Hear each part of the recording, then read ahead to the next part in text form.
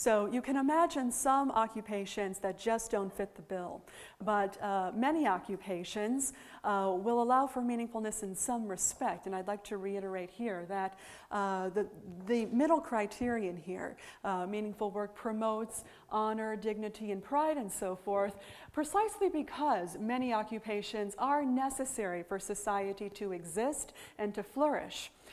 Many occupations do allow workers to take pride and satisfaction or honor from their work. For instance, in the movie Good Will Hunting, the primary character in the movie is a janitor, and at one point in his therapy he says, well, he likes his work, though he could be doing something more intellectual, because he finds honor in that work. And there's an important insight there that many forms of work do allow for some of these crucial moral goods like honor, self-respect, and dignity or pride. And that really opens up many occupations to the possibility of encompassing some important elements of meaningfulness. Okay, yes? I think I may be going back to the who decides that work is meaningful, the subjectiveness of it.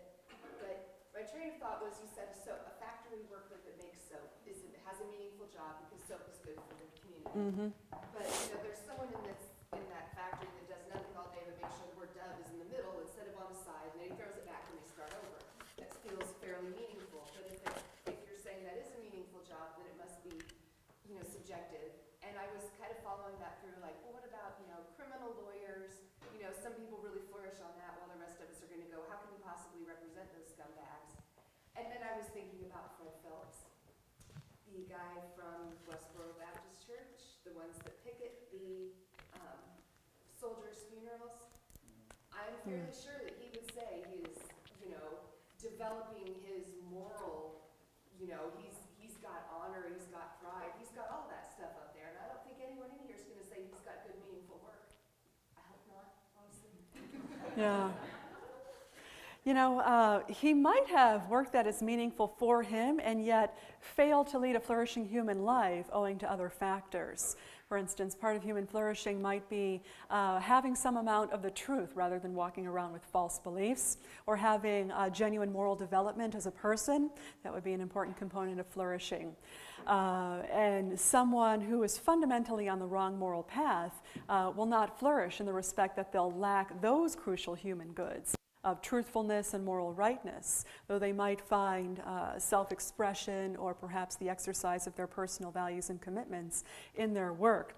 But also, on the topic you were mentioning about the soaps and the person in the factory, I would like to say that, clearly the issue is complicated here, and in the respect that the person making soap is contributing to a community with a product that the community needs, they can legitimately take a certain amount of pride and satisfaction in their work. Yet, at the same time, that occupation can often involve a lot of meaningless drudgery, and in that respect, not be meaningful work.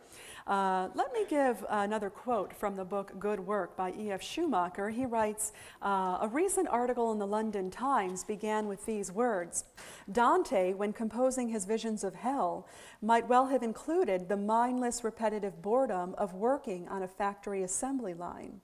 It destroys initiative and rots brains, yet millions of workers are committed to it for most of their lives. The remarkable thing is that this statement aroused no interest. There were no hot denials or anguished agreements, no reactions at all. So it is relatively unremarkable to say that the kind of factory line work that millions of people are committed to for the duration of their lives destroys initiative and rots brains, offers no opportunities for self-development. To think that many people out there are not going to find meaningful work, that's just the way society is. People didn't really think that was remarkable or contestable. As sort of an example to go along with this idea about stultifying or tedious work undermining the development of the person. People would probably not disagree. But the point there was just that someone who is making soap in a soap factory might, in some respect, have an element of meaningful work in the important social contribution, and yet in the stultifyingness, tediousness, repetitiveness, the mechanical gestures, the little opportunity for the exercise of autonomous decision-making, and many other important respects, they would not have meaningful work. Okay, other questions or comments?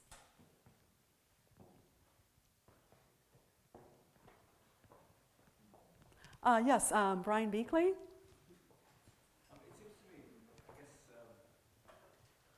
a useful strategy in what you said, maybe it's not even this test, but a good tool is to ask the person, would you do this if you didn't have to do this?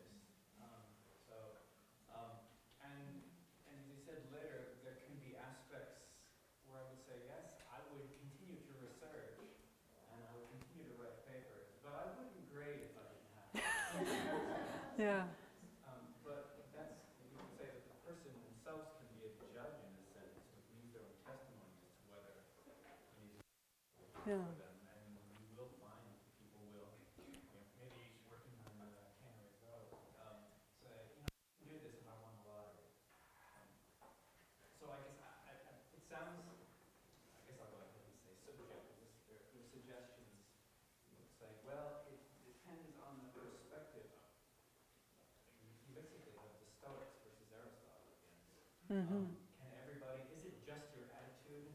If you feel dissatisfied in your job on a line, is that just an attitude problem?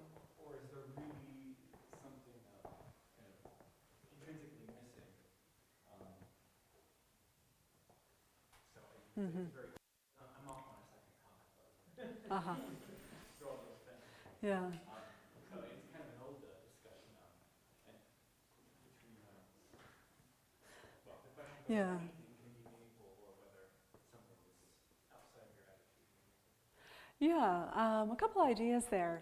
Number one, often a single occupation will have meaningfulness in some respects, but not in other respects. And that's, of course, something that I've said already, but you find that in the activity of being a professor, where professing allows a certain amount of self-expression, and perhaps you're the admired professor, and you do get to conduct research in there and use your particular capacities and talents and contribute to the future in there and do something enduring. Yet, even within the research, you often find tedious elements of the work, like footnoting or doing the bibliography.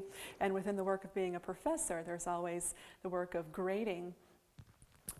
So in the very same occupation, often one will have to take the meaningfulness, the meaningful aspects with the meaningless aspects, or the less meaningful aspects, in order to have the job as a whole. But you were saying that you would continue to be a professor even if you did not have to do so out of economic necessity. It's probably not something the dean wants to hear.